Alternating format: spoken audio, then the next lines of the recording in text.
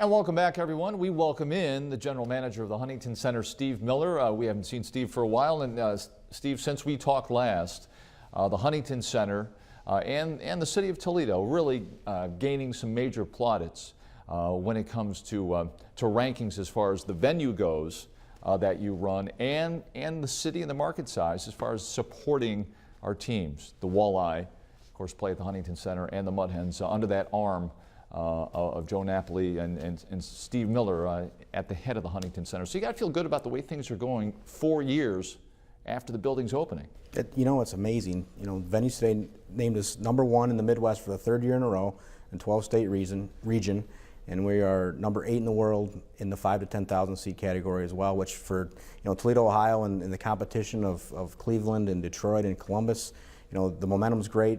People are buying tickets. It's really been a great story to tell. 4 years in, we always hear about this honeymoon period, Steve, and really we're over 10 years now with Fifth Third Field, and the honeymoon is still going from an attendance standpoint. The baseball team doesn't seem to matter whether they're in the playoff hunt or not, and we were told that it really doesn't matter. It's the event. The Walleye did not make the playoffs last year. Is that correct? No, the Walleye did make the playoffs. They got eliminated the first round. Okay, out early. But is it a different story when it comes to how the hockey team does? I think it's a similar story to baseball, but there are more hockey fans than there are true baseball fans. I think that what you're doing is you're selling entertainment is what you're really doing. But hardcore fans come to watch hockey, and it's really a 3-period game. In baseball you have 9 innings where you can get up and go get a hot dog or do a lot of different things. And in hockey, you really have to pay attention, and you get a break. And you get back in your seat and you watch again, and then you get a break. So it's a little bit of a different animal, but I think that a hockey fan wants to watch the game, but there are also a lot of families that come for the entertainment value there as well. Yeah, and speaking of entertainment, of course it's just not hockey. The Huntington Center is used for so many things. But I rattled off, Steve, just some of the acts that I know have performed there. For a lot of big country acts. And the superstars, Paisley, Carrie Underwood, we have Keith Urban. I mean, you name it. You run down the list here. But you also have Kid Rock and Seeger. I mean, the list, and Elton John, and the list goes on and on. These huge names come here. Why does the Huntington Center in Toledo fit for these superstars? I think there's a lot of reasons. One, and the main reason is because the public buys tickets. That's the name of the game. We can set up a price point of a $10 ticket to, the Eagles were in October of 2010, and the top price was $195. I kind of took a little gasp when we announced that show, but it sold out in 2 days. So the price point is there to be able to sell a wide range of tickets. And I think that the venue is a great venue. It's very good sound-wise. Our service staff take care of the people very well. But I think the big thing that we really need to keep harping on is the fact that people love their entertainment in Toledo and they buy tickets. Well, and that's the name of the game. And that goes to the ranking of the #1 so-called minor league, or we can say, I guess, mid-size market in America. Yes, it does. I mean, Toledo really has established itself as a true minor league market, and they've done a great job with it. And it goes back to the Mud Hens, 40, 50 years ago, as they've established the baseball brand. Right. But now you've got the Gold Diggers and the Toledo Storm, and now the Toledo Walleye, and now we've got these opportunities for all these great acts that come into the building. It's really a great story to tell. It's important that you recognize what you are. You're not a major league town. You're not a major league market. You are a minor league town. So be really good at it. That's exactly right, and we've got to work very hard, especially in the entertainment world, when you have 2, 3 facilities in the Detroit area, and you have facilities in Cleveland, and you have facilities in Columbus. You've got to make sure that you establish Toledo as its own market, so that those acts can go and play those other markets, but also play Toledo and be successful as well. When you came here, did you see a home run like this? Do you see it developing to this point? I'll be honest with you, I did not see a home run.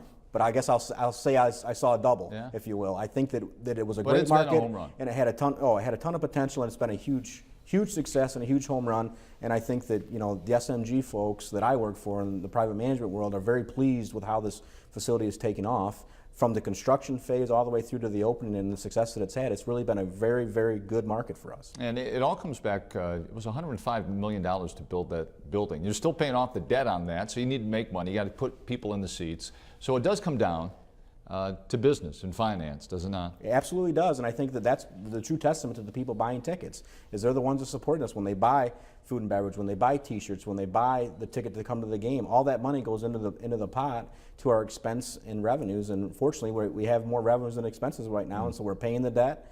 And we're hopefully going to have capital improvements down the road to keep the facilities looking great so people keep coming back and enjoying it, because it truly is, it's the taxpayers' building, and that's what it's about. And bottom line, cash flow, good right now, right? Absolutely. Okay, and you keep the acts coming. I've got to ask you, a day in the life of the general manager. There's so many great, people might look at your job, Steve, and say, man, what a great job that is. I'm sure he goes to every event that that comes down the pike. He's got good seats for it. I mean, are you there for every concert, Steve? I'm there for the majority, yeah, I'm there. Hockey games, whatnot? Yeah, I probably make about 20% of the hockey games, make the majority of the concerts, probably another 20% of the family shows. You know, the great news is I have a great staff, and so if I'm not at the building, I don't have to worry, because they do a great job, and they're on top of it, and I really don't have to worry. It's interesting, and there are reviews for everything and everyone, and you can go on the internet and find Google reviews of the Huntington Center. People do say how friendly the staff is, how accommodating the staff is. If you have a bad experience, you're not coming back. That's true, and if people have a bad experience, because I'm going to admit that every single person that comes to the building doesn't have a good experience, but if they don't, we want to make sure that we take care of them, have them come back to experience it the right way if we make a mistake.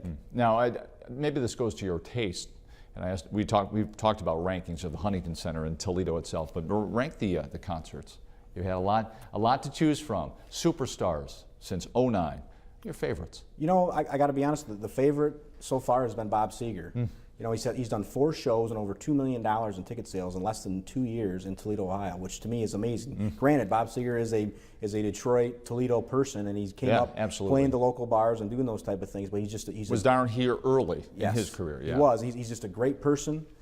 He's a gentleman. He's a great musician, and people love to come watch him. So that would be number 1. I think number 2 is probably the Eagles, just for the fact that the price point that we had for that show, because they are a legacy act, if you will. And I think that having them be able to come to our market and be able to sell the tickets that we sold and enjoy the show was spectacular. And of course, we are a country music market.